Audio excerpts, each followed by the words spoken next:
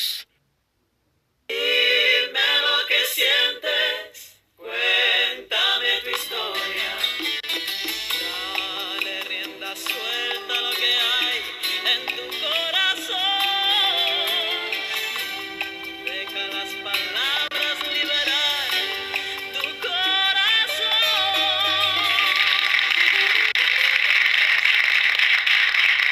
Muchísimas gracias y bienvenidos al Cuéntame de hoy. Es un Cuéntame especial porque hoy vamos a unirnos más que nunca a las personas que están presentes en el estudio. Muchas de las personas que vienen acá al programa se unen a usted a través de su sufrimiento, de su historia o de sus alegrías. Pero hoy nuestros invitados sí que han sufrido, porque fíjese que se supone que la misión de la justicia en cualquier parte del mundo es dar un justo castigo a los responsables de crímenes y delitos. Pero a veces los jueces también se equivocan. Hoy vamos a conversar con personas que pasaron años en la cárcel pagando un crimen que jamás cometieron. Nos acompañan Juan Manuel Contreras, condenado injustamente en el bullado caso de La Calchona en Talca, Luz Ruz, madre de José Alfredo Soto, otro inculpado en este caso, y Antonio Zamorano, quien es sobrino de dos hombres que todavía cumplen condena por un asesinato en el que aseguran no tuvieron participación. Para ellos pido un aplauso de bienvenida.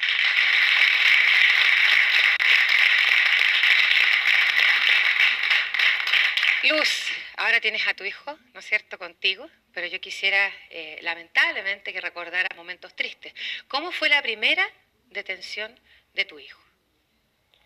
Bueno, la primera detención fue en el 89, fue un 9 de julio. Realmente para mí fue una cosa desesperante. ¿Dónde lo detuvieron a él? En mi casa lo tomaron entre las 6:30, 7, se llegaron y se lo llevaron sin avisarlos a nosotros nada. Y un hermano de él se levantó y se fue al trabajo y tampoco me lo avisó, así que a mí me extrañó por el ruido de un vehículo tan suavecito, bajé a verlo y en la pieza me dice el otro hermano, mamá, se llevaron investigaciones a Freo. ¿Cuánto tiempo estuvo detenido en esa oportunidad, Luz? La primera vez tuvieron 3 días. ¿Y cómo llegó de vuelta a la casa? ¿En qué estado llegó tu hijo? El día lunes que me lo entregó investigaciones, mal, pésimo. Salió caminando con los pies abiertos, adolorido en las espaldas, los testículos, porque él había tenido un golpe en los testículos, y pésimo. ¿Qué explicaciones te dio investigaciones? La persona que lo entregó, que estaba allí, mi esposo y yo, lo único que le dijeron al Alfredo que se cuidara y que disculpara porque se habían equivocado. Pero nosotros no nos dijeron cuáles eran los motivos, por qué lo habían tomado. ¿Y después cuánto tiempo pasó para que lo detuvieran por segunda vez, Luz? La segunda fue un día 19 de enero del 90. O sea, a los 6 meses después. A los 6 meses después. 6 meses después. ¿Y qué sentiste tú cuando después de 6 meses vuelven a detener a tu hijo?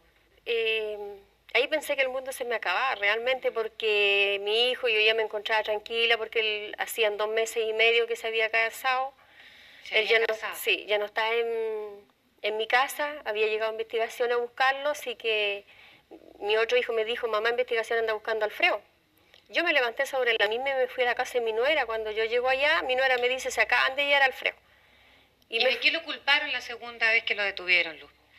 A nosotros no nos dijeron nunca de que estaban culpados. Luz, ¿te dijeron en ese minuto que necesitaba un abogado tu hijo? El tercer día, que fue un día viernes, me llamó uno de investigaciones y me dijo, señora Luz, no le traiga comida a su hijo a la tarde, porque yo le voy a entregar a los chiquillos, porque él sabía que yo estaba por los 3. Y me dijo entre 7 y 7:30. Pero pasa lo siguiente, que en ese mismo día a mí me mandan a la vicaría, que es la hermana de Juan, a buscar un abogado para que los defendiera. ¿Y cómo te enteraste tú de la acusación? O sea, ¿por qué estaban detenidos? ¿Cómo te enteraste si en investigaciones no te daban ningún tipo de respuesta? Porque ese mismo día viene el de investigaciones, después que estuve conversando con 3 personas en una oficina, sale a la hora después, me dice, señora Luz, lo siento mucho, pero su hijo con los otros 2 jóvenes pasan al juzgado el día lunes a primera hora. Y yo ahí dije, bueno, ¿y por qué? Pero dígalo por favor, ¿por qué? Dijo, ¿usted no ha sabido del caso, ese caso que se habló en el canal Baeza? Le dije yo, el de la niña de Soledad, sí, me dijo, de ese crimen se pasan acusados. Ahí nosotros recién nos vinimos a enterar que pasaban acusados por ese crimen. Y me imagino que tú no lo podías creer. Yo no lo podía creer y él al mismo tiempo me dijo, yo lo único que le puedo aconsejar es que se busque un buen criminalista. Ya quisiera que me contaras, Luz, cómo fue que te conseguiste este abogado, pero yo quiero conversar con tu hijo, que está acá. José Alfredo, ¿por qué no te pones de pie? Bienvenido, me alegro muchísimo de que estés aquí, ¿ah? De verdad. José Alfredo, tú fuiste acusado, al igual que tus dos amigos, de un crimen horroroso. ¿Te declaraste culpable en algún minuto? Sí, la segunda vez cuando me tuvieron detenido me declaré culpable yo. ¿Y por qué? Yo me declaré culpable por mi familia, para que no le hicieran nada. Porque ellos como nos trataron a nosotros ancho, ¿Cómo te trataron adentro? pésimo, o sea, de los pies a la cabeza, pésimo, maltrato, combo, patada, lo que viniera, nomás, corriente de cualquier tipo, o sea, de cualquier manera que nosotros los culpáramos para ellos. O sea, ellos teníamos que ser culpables, como fuera.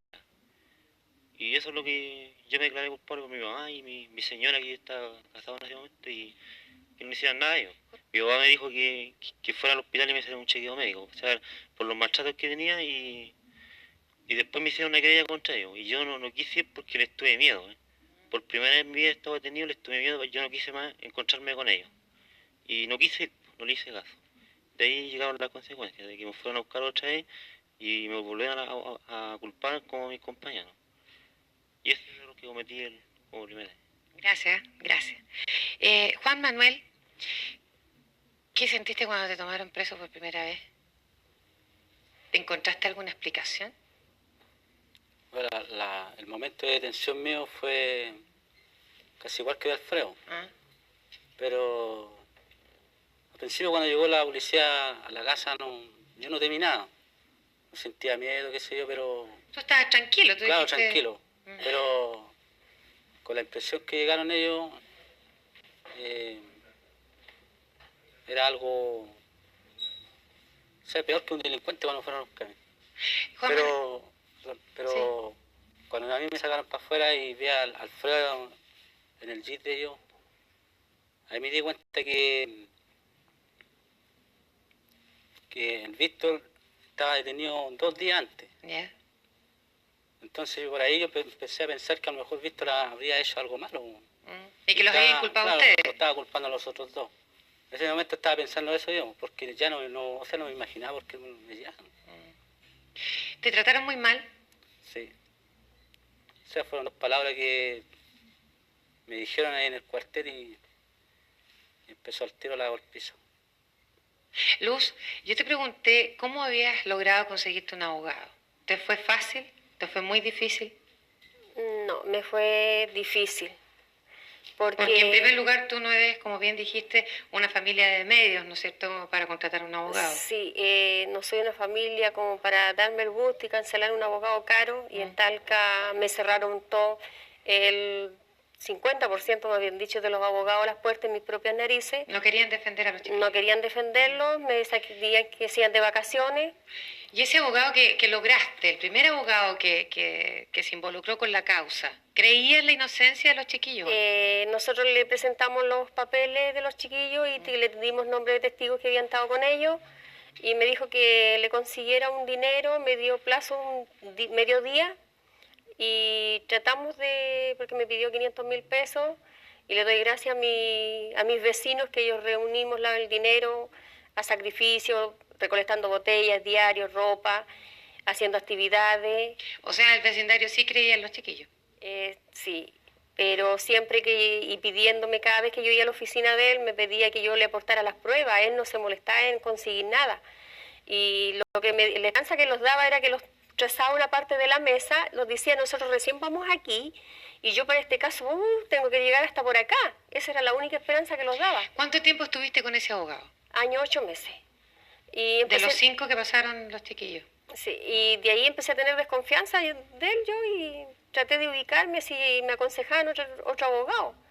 Y un día me dieron el nombre de don Roberto, me dijeron de Santiago, tiene que ubicarlo en la corte. Fui un día viernes, me dijeron vienen los puros días viernes y esos días viernes, 2 días viernes no me lo encontré, así que hablé con otra persona en Talca y él me lo ubicó. Y apareció un día 19 del 91.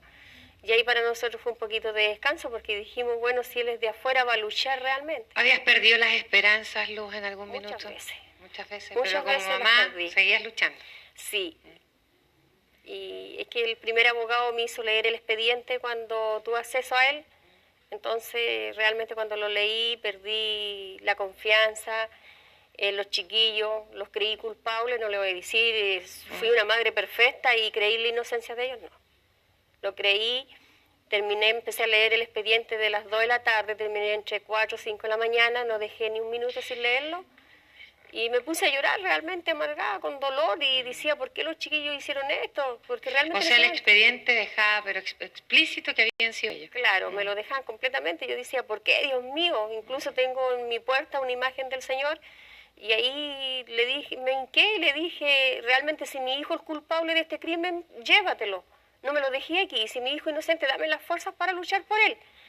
Y el día siguiente me levanté con fuerzas de seguir salir. adelante. Sí. Es una situación complicada, pero acá en el programa hemos comprobado muchas oportunidades que las mamás como que siguen y siguen y siguen, ¿no? En el caso de Antonio, ¿cómo te enteraste de que tus tíos estaban presos por asesinato? Yo me enteré del caso de los tíos míos a los 7 meses que ellos estaban presos. ¿Ya? ¿Y qué Bueno. pruebas tenían para acusarlos de asesinato, Antonio? Prueba hasta donde yo sé, no, solamente lo que yo sé es que a ellos se le acusó de ese crimen, que creo que de una señora. No le sé ni el nombre, ni ellos tampoco se lo saben, porque no saben el caso. A ellos los llegaron a buscar detenidos por lo que me conversaban a mí al trabajo, porque son los dos campesinos. Entonces, no les sabían ni el nombre, les sabían el puro apellido, nomás las investigaciones. ¿A tus tíos? A uno, primero, al mayor, porque trabajaban separados. ¿Ya? Y bueno, lo ubicaron por cabeza, tú soy cabeza, le dijeron, y sí, le dijo él. ¿Y para adentro? Le dijo, tenés que acompañarlo. ¿Y por qué? Allá te vamos a decirte. Ahora, Antonio, la gente se debe estar preguntando, ¿cómo sabes tú que son inocentes? Porque yo he tratado durante ya casi 13 años prácticamente, he tratado de pedir ayuda, y me ha ido mal, lo real de las cosas, que me emociono cuando toco este tema, porque ha hecho muy mala la suerte que hemos tenido. Antonio, ¿cuánto fue la condena que les dieron a tus tíos y cuánto llevan ya, cuántos años llevan presos? Cuando yo llegué a verlo la primera vez, ellos, como les digo, te llevaban 7 meses, ya habían hecho condenados, según lo que ellos me dijeron, que ya estaban condenados. Entonces, ¿A cuántos años? ¿Cómo? ¿A cuántos años están condenados? Lo habían condenado, según lo que me conversaban ellos. Primero la condena le tiraron porque uno es el mayor y el otro es el menor. Sí. Al mayor lo tiraron a 20 años y al menor lo tiraron a 15. Bueno, ¿Y de esos años de condena cuánto llevan ya presos? entraron a 13 años. 13 años. Pero pasa lo siguiente, perdón. Después que le dieron esa condena, ellos apelaron. ¿Ya? Por el intermedio de los otros presos le dijeron que tenían que apelar porque era muy injusta lo que a ellos le pasaba y era muy larga la condena. ¿Y qué pasó cuando apelaron? Al mayor, al condenado a 20 años, lo condenan a la cadena perpetua, y al de 15 a 20 años. Y ahí está. Antonio, tú sigues insistiendo, ¿no es cierto? Y por algo estás acá en el programa, porque crees en la inocencia de tus tíos. ¿Por qué crees tú que son inocentes? Yo creo que ellos son inocentes porque a ellos los culparon de algo que ellos no lo han hecho, no fueron ellos. Sí, ellos pero... me lo han dicho, pero tantas veces que ellos son inocentes, y por eso creo que son inocentes por ellos. ¿Pero te demostraron pruebas, por ejemplo? ¿Hay pruebas? Pruebas como que ellos son inocentes, dice usted. Claro. Hasta ahí... o pruebas de que son culpables de homicidio. Bueno, yo digo que ellos son inocentes porque a ellos se condenaron sin cargo en su contra, o sea, sin testigos, como por decirlo así. Y Y más de eso, la posibilidad que ellos nunca tuvieron un abogado para defenderlo, para poder, eh, como le dijera yo, Que se hiciera cargo de la causa, ¿no es cierto? Que investigara, que encontrara pruebas. para que se investigue el caso, sino que a ellos llegaron, los tomaron y los culparon y se terminó el problema. Pues entonces nadie los ha defendido hasta este momento porque yo no he tenido la oportunidad para poder, o sea, oportunidad, como le dijera, los medios para poder pagar a alguien quien los defienda, pero eso es lo difícil. Y están acusados de homicidio. Acusados de homicidio a ellos. En nuestro sistema judicial se presume que todo acusado es inocente a menos que se demuestre su culpabilidad. Pero para lograrlo se requiere una muy buena defensa con un abogado comprometido en el caso. Esto no siempre ocurre. En nuestro país el 25% de los reclusos señalan que jamás tuvieron contacto con su abogado durante el juicio. ¿Qué le parece? Vamos a hacer una pausa y ya volvemos con el tema de hoy. Dime lo que sientes, cuéntame tu historia. Estamos conversando con personas que pasaron años en la cárcel pagando por un crimen que no cometieron. Nadie puede borrar el dolor y el sufrimiento que vivieron ellos y sus familiares, ni tampoco devolverles lo mucho que perdieron durante los años que estuvieron condenados injustamente. Hoy nos acompaña el abogado Mauricio Tuche, secretario del equipo que está a cargo de reformar el Código Penal en nuestro país. Bienvenido. Fíjate, Mauricio, que en las películas nosotros vemos que los acusados son inocentes hasta que se prueba su culpabilidad. ¿Esto se da aquí en nuestro país tan así? Mira, a nivel de principios es lo mismo que uno puede ver en las películas. A nivel de principios y disposiciones legales, supuestamente toda persona que está imputada de un delito es considerada inocente mientras no se acredite su culpabilidad. Sin embargo, la lógica de nuestro sistema, por muchas razones que podemos conversar, lleva a que en la práctica este principio se invierta. Y en realidad lo que ocurre es que las personas imputadas por un delito se ven en la necesidad de acreditar su inocencia para obtener su libertad. Claro, o sea, demostrar que son... Y esto es muy común. En los casos de los testimonios presentan problemas comunes en nuestro sistema de justicia. O sea, es criminal. frecuente. ¿Tú conoces casos como el de nuestros invitados, específicamente el de Juan Manuel? Bueno, muchos casos no tan espectaculares en cuanto a la cantidad de tiempo de que Sí, son 5 años, ¿no? ellos pasaron, pero como te digo, es bastante habitual en nuestro sistema que ocurran situaciones de este tipo. ¿Y a qué se debe, Mauricio? Bueno, hay muchas razones que te lo pueden explicar, pero yo te diría básicamente porque nuestro sistema procesal penal es un sistema diseñado para una época distinta a la que estamos viviendo. Es un proceso que se diseña básicamente en la Edad Media y que opera con principios diferentes a los que hoy día todos los sistemas modernos establecen.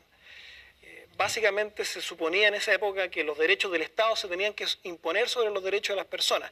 Y por eso entonces que el Estado tiene casi potestades absolutas sobre los sujetos que supuestamente son inocentes. Eso yo diría como principio general. O sea que el sistema es añejo. Absolutamente obsoleto. Absolutamente obsoleto. Hoy día no existe en el mundo occidental un sistema tan antiguo como el de nosotros. ¿Me imaginas? Juan Manuel, ¿qué significó para ti pasar 5 años de tu vida en la cárcel? Significaron muchas pérdidas, porque ahora uno las nota, sobre todo ahora que esté en libertad, gracias a Dios, cosas que yo a principio, o sea, quería tener. Me pongo Tú a vivías pensar, con tu hija, claro, en ese tiempo. mi hija y, bueno, y mi familia, mi madre. Pero en un momento bajo se me derrumbó todo, lo que yo tenía planificado a futuro, qué sé yo, Todos tus planes. todos los planes, y me pongo a mirar 5 años para atrás y nada de eso he tenido, solamente puras pérdidas, ¿no? Perdiste 5 años de tu vida. ¿Qué pasó con tu hija, Juan Manuel? Bueno, yo del momento que fui detenido, yo la perdí a ella, porque yo con la mamá no tenía buena relación con ella, entonces, por motivo de... fue ella la que me la quitó. No la... yo más para allá y no la he visto más tampoco. Juan Manuel, ¿qué hicieron ustedes para probar su inocencia? Bueno, yo tenía... en ese momento tenía 2 testigos. Ya, y tenía... yo ya trabajaba ese día, pero en el día. ya. O sea que ellos no me creían a mí que yo... Para empezar, yo trabajé el día domingo, o sea, ocurrió el crimen, por ejemplo, hoy día, en la madrugada, yo trabajé al otro día. Me vio mi cuñado y un amigo del frente, un vecino. Esas eran las únicas pruebas que tenía yo, porque yo no...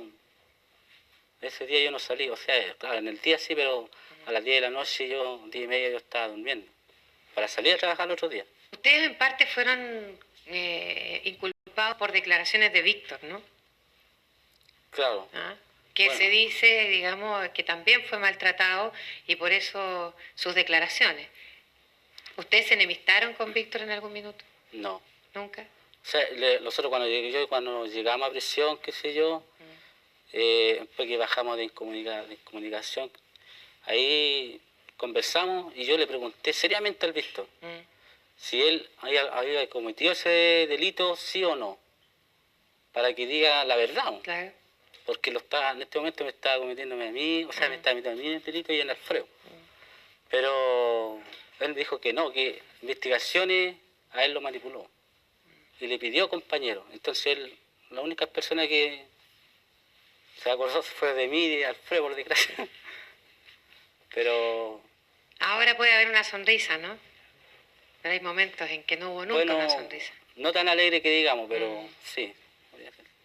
Luz, usted dijo que en algún minuto cuando leyó el expediente donde se describía todo el horroroso crimen contra esta joven de 17 años y que donde se inculpaba a su hijo, a Juan Manuel y a Víctor, usted había dicho, pucha, son culpables, ¿por qué hicieron esto? ¿Por qué mi hijo se involucró en esto? ¿Qué la hizo después seguir creyendo en que era inocente y seguir luchando por demostrar que era inocente? Bueno, como les dije antes, la reacción la tomé a la hora después, más o menos, porque Usted dijo, no, no puede ser. no puede ser, no puede ser porque mi hijo estuvo en cama y ese día 24 yo lo hice que se levantara y él estaba en tratamiento, que a las 7:30 llegó a tomarse su pastilla, O sea que después fríamente empezó a a analizar todo Y ahí, lo, claro. lo que había pasado y Ahora, Luz, nosotros la vemos como la única persona que creyó en la inocencia. ¿La apoyó la familia? mi familia, en parte sí, mis hijos, porque yo soy madre de 7 hijos. Ya. Y los otros 6 restantes me dieron fuerza. ¿Y qué pasó con el marido? Mi esposo es un hombre machista, Ya. entonces él se preocupó más de los celos que de la inocencia de su hijo. Claro, creí en la inocencia, pero en que yo lo defendiera a mi hijo. Ah, o sea, se puso celoso porque usted defendía Defendía a mi hijo y que yo ya iba a tener otros roces, salir a conversar con gente y más en la calle que en la casa. Así que tuve realmente un obstáculo bastante grande, pero primero está el amor de mi hijo. Siempre he dicho, para mí Dios y mis hijos son los primeros. Luz, independiente de que una mamá, y yo la entiendo porque yo daría la vida por mis hijos, pueda seguir luchando y luchando por demostrar la inocencia, hay muchos obstáculos. Usted no está nombrando uno, el marido incluso. Pero también está el vecindario, la comunidad, la sociedad, ¿no es cierto? ¿Qué pasó con la gente? Al principio la ayudaron y después se fueron alejando. Bueno, en eso todavía lo estoy pensando. No sé si fui yo la que me alejé de mis vecinos o ellos me fueron alejando. Ya. Porque yo así como iba teniendo más comunicación con la gente afuera, me iban dando más cosas para que siguiera luchando porque todos me dieron fuerzas para luchar. Fueron bien poquitas las personas que me decían, yo fuera usted, yo prefiero a mi hijo y no yo prefiero a mi esposo y no a mi hijo, porque su hijo la va a dejar votar el día de mañana y su esposo no. Yo le dije, bueno, aquí se ven las cosas, porque si él realmente me quiere, tiene que apoyarme de alguna manera. Le acabamos de preguntar a Juan Manuel qué perdió al estar preso 5 años. José Alfredo, ¿qué perdiste tú? ¿Qué pasó con tu vida? Son 5 años de tu vida. ¿Qué edad tenías tú cuando caíste preso? Yo tenía como 20 años, 21 años, por ahí. Y perdí mi felicidad que estaba formando una familia, quería formar una familia. Sí, pues estabas hace poquito casado, hacía 2 meses. Sí, po, eso es lo que perdí yo y ¿Perdiste la familia? ¿Tu mujer no sigue contigo? mi señora sigue conmigo todavía. O sea, pero yo perdí mucho por empezar algo, yo quería empezar algo. Y gracias a Dios, nosotros con la gracia, con nuestros abogados que nos defendieron y creyeron en nosotros, y más mi mamá y nuestros amigos, salimos adelante y nosotros mismos nos dimos fuerza adentro para ayudar a nuestra familia a salir adelante y demostrar que nosotros éramos inocentes, que no como las investigaciones creía que nosotros éramos culpables. Nosotros con nuestras pruebas y gente que nos ayudó comprobamos que éramos inocentes y gracias a Dios llegamos a la meta que todos los pusimos, al menos nosotros adentro, porque nosotros adentro hicimos esta huelga. Tuvimos un par de días de huelga, sin comer nada y todo eso. Claro que la magistrada no lo creía en nada, incluso nos mandó hasta Santiago aquí mismo a dar una, más dicho, a carretearnos. Y ahí nosotros de a poco... Siguieron luchando adentro. Vamos a preguntarle a Antonio. Antonio, tú que has estado en contacto con tus tíos, ¿qué ha significado para ellos llevar casi ya 13 años presos? Para ellos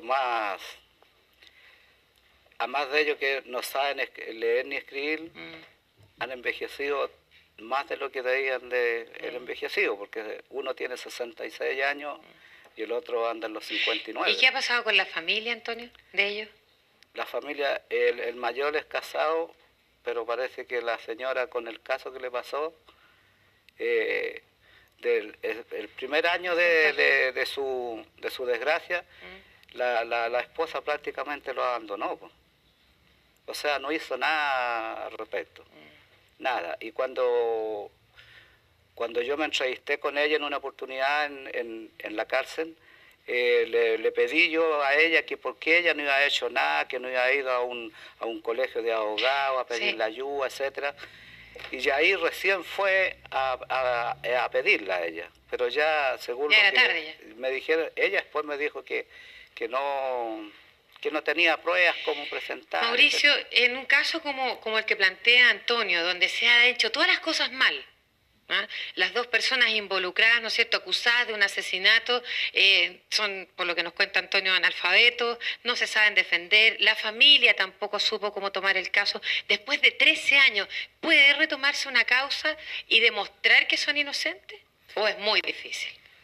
Mira, es bastante difícil. Existe un mecanismo muy, muy excepcional, que es un recurso de revisión, pero, como te digo, muy, muy excepcional y probablemente algún beneficio penitenciario van a poder obtener luego, pero es muy, muy difícil reabrir el proceso. Ahora hay algo que me llamó muchísimo la atención y que no es solamente en este programa que se ha dado. Tuvimos el caso, si usted recuerda, el caso de las mujeres presas. Y una de ellas apeló y le aumentaron la condena. ¿Cómo tú puedes apelar a que la condena que la encuentras injusta, tu abogado te defiende y te suben la condena, te la aumentan en años? ¿Cómo?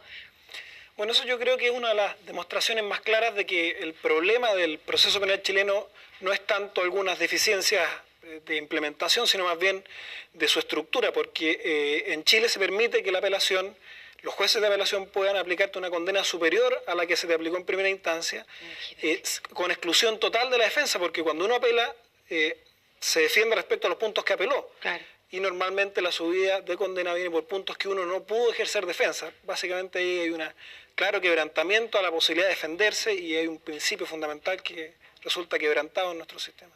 Tal como nos comenta nuestro especialista, muchos juristas opinan que en nuestro país el sistema judicial está obsoleto. Los procesos son lentos y engorrosos e incluso se condena a gente inocente. ¿Cuán justa es nuestra justicia? Vamos a seguir conversando sobre este polémico tema. Quédese con nosotros, no se vaya. Dime lo que sientes, cuéntame tu historia. Estamos hablando con personas que fueron condenadas por delitos que no cometieron. Muchos juristas opinan que en nuestro país los jueces del crimen no son imparciales porque el mismo juez que acusa es el que luego debe fallar si el procesado es culpable o inocente. A esto se suma la dificultad para conseguir un buen abogado, sobre todo si el inculpado cuenta con pocos recursos económicos. Yo quisiera presentarles a Mercedes Bulnes, abogada y esposa de Roberto Celedón, el abogado que logró la libertad de Víctor, de José Alfredo y de Juan Manuel. Mercedes, ¿por qué no te pones de pie y así podemos conversar más cómodamente? Cuéntame una cosa. Bien nos dijo Luz y Juan Manuel que no tenían recursos. ¿Qué los hizo a ustedes tomar la causa, apoyar a estos tres jóvenes, sabiendo que las familias no les iban a poder pagar quizás los honorarios que ustedes merecidamente debían obtener? Bueno, nosotros, la señora Luz llegó a tomar contacto con Roberto a través del Ceremi de Justicia a la época, que era don Juan Mijailovich, que es amigo nuestro y conocido, y conocía a Roberto, y le pidió que asumiera la defensa de estos 3 jóvenes, y de materia de honorario habría que verlo. La verdad es que nosotros, en ese momento se había cerrado el sumario. O sea, podíamos tener acceso a la causa completa y lo primero que Roberto pidió, yo trabajé con él en esta defensa, fui copatrocinante de la causa, pero más bien tuve un papel como de asistir a Roberto, no tuve ninguna figuración. Pero la señora Luz nos trajo fotocopias de la causa completa, teníamos un plazo muy cortito para apelar del cierre del sumario. Leímos la causa con cuidado y llegamos a la convicción de que las acusaciones eran falsas y de que los muchachos eran inocentes. A esta convicción llegamos por 2 razones. Porque no solamente por lo que ellos decían, sino porque toda la investigación y todas las pruebas que se habían reunido contra ellos eran exclusivamente la confesión de los inculpados. Una confesión que se había obtenido bajo torturas que no podríamos probar. 2 detenciones con 6 meses de diferencia, que nos iba a ser muy difícil probar, pero una confesión que comprendía 3 delitos, que eran la violación, el homicidio y el robo. Ahora, en esta confesión, la violación y el homicidio eran inseparables, porque no tenía ningún sentido el homicidio si no había habido violación. Y el informe de autopsia demostraba que la muchacha no había sufrido vejaciones sexuales. Entonces, eso ya era un excelente antecedente. Ahora, había 2 maneras de enfocar la defensa. Una era tratar de irse por el hecho de las inconsistencias de la confesión con la autopsia y con el delito cómo se había llevado a efecto. Esa era una tentación muy grande porque parecía muy fácil, pero era un mal camino porque estos jóvenes habían sido premiados de tal manera durante su segunda detención que ellos confesaron judicialmente haber sido los autores de violación, robo y homicidio. Entonces teníamos contra ellos una prueba que era muy fregada, muy difícil, que era una confesión judicial que la ley presume libre y espontánea y prestada ante el juez. Entonces tuvimos que demostrar que la confesión no fue ni libre ni espontánea. Para eso se empezó pidiendo la reapertura del sumario y se empezaron a pedir y a pedir y a pedir y a pedir diligencia hasta que pudimos demostrar las 2 detenciones. Pudimos demostrar, pudimos ampliar los informes periciales de autopsia. Y todo esto demoraba, porque estas cosas demoran mucho. Hubo 4 o 5 informes de investigaciones, 4 o 5 cierres de sumario, y nuevamente apertura y la Corte volvió a abrir. Se pedía libertad y con esa imputación de violación, robo y homicidio, ninguna Corte iba a dar la libertad. Eso lo intentábamos, pero no tenía prácticamente sentido. Mercedes, ustedes recibieron, cada vez que hacían los trámites, recibían una buena respuesta por parte del sistema, por decirlo así, para tratar, reinvestigar, reabrir o qué sé yo el caso. Investigaciones no se portó colaboradora, porque para investigaciones era muy difícil reconocer lo que habían hecho. Ahora tengo que decir que últimamente, y a raíz de la sentencia, hay un nuevo informe de investigaciones de un departamento 7º que efectivamente reconoce la responsabilidad de investigaciones en este caso. Gracias, Mercedes. Vamos a preguntarle a Mauricio cómo va a cambiar esto, si es que se puede cambiar. ¿Cuáles son los cambios que va a tener el sistema de procesamiento penal? Sí, bueno, hay que... Porque esto que yo planteaba, de que el juez forma parte, ¿no es cierto?, de la causa, tiene que después decidir si es acusado, si es culpable o no es culpable. ¿Cómo? Bueno, eso es una cuestión bien paradigmática de nuestro proceso penal, que en ningún proceso hoy día del mundo es igual. Porque nuestro juez en este momento tiene la obligación de investigar el caso, después este mismo juez que ha investigado acusa y después este mismo juez falla. Exacto. Ahora, una característica central que tiene que tener todo juez es su imparcialidad, es decir, no estar inclinado por ninguna de las 2 partes. Sin embargo, el juez en nuestro sistema, al investigar se va formando una convicción previa a la sentencia que hace que la realidad no sea imparcial, porque él tomó una convicción en una etapa muy inicial del proceso, por ejemplo, en este parte policial. Y este juez entonces que toma esta convicción inicial no es un juez imparcial que esté resguardando los derechos de las personas, porque en definitiva él ya siente que son culpables desde el principio.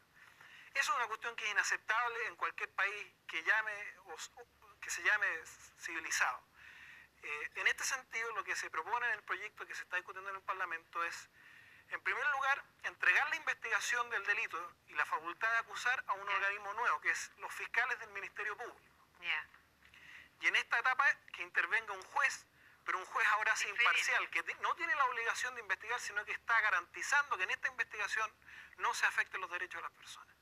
Y una vez que el fiscal acusado se pasa a un tribunal diferente de jueces que no han conocido este caso y que imparcialmente entonces también deberán resolverlo, con los antecedentes que se pongan en su caso. Yo quisiera ahora invitarlos a todos ustedes y a ustedes que están acá en el estudio a compartir unas imágenes de Talca. Se revoca la sentencia ya individualizada y en su lugar se declara que se absuelve a Víctor Oces Conejeros, José Alfredo Soto Ruz y Juan Contreras San Martín de la acusación formulada en su contra. La Corte de Apelaciones de Talca revirtió el fallo inicial y la emoción del reencuentro embargó a todos. Estamos contentos, ¿no? ¿Cómo se sentiría usted estar 5 años sin uno? Eran imágenes que quisimos compartir con ustedes porque significan mucho. ¿Saben qué? A mí me da harta emoción, porque yo creo que debe ser muy importante ese minuto en que bajaron, no sé cuántos escalones y se encontraron con su gente. Y quisiera saber si crees que tú puedes ahora llevar a cabo los planes que dejaste inconclusos, Juan Manuel. Esos planes que tú dijiste, me quitaron todos mis planes hace 5 años. Sí, yo creo que me va a costar, pero sí. ¿Tienes realmente la convicción de que lo vas a lograr? Claro, porque en este momento lo que tengo más, gracias a Dios, vida, salud, ya está fuerza. Así que seguir adelante nomás. ¿Tú también piensas que lo vas a lograr? De todas maneras. Luz, ¿qué sintió usted cuando supo que su hijo había sido declarado inocente y que quedaba en libertad? No sé, en ese momento fue una alegría tan grande cuando lo comunicó un periodista y don Roberto todavía estaba dentro. Y yo antes le había dicho a don Roberto, si usted anda trayendo esa misma cara que anda trayendo ahora, quiere decir que lo vamos a la Suprema, por la Corte Suprema. Ajá. Y si anda trayendo otras caras sonrientes, quiere decir que ganamos. Pero él igual lo hizo la broma, salió con la cara triste y nosotros ya sabíamos que los chiquillos habían quedado ahí, sí que lo dimos una carrera, los abrazamos, gritamos en la ¿Hicieron corte. alguna fiesta, no?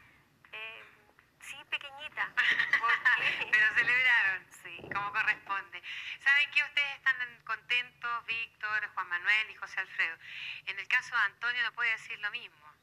¿Qué se le podría, Mauricio, decir a Antonio en este minuto que dice que ha golpeado tantas puertas y que no ha encontrado nadie que lo apoye y estas dos personas están condenadas a cadena perpetua y a 20 años? ¿Él podría recurrir a una corporación de asistencia judicial? ¿Realmente encontraría eco ahí o no?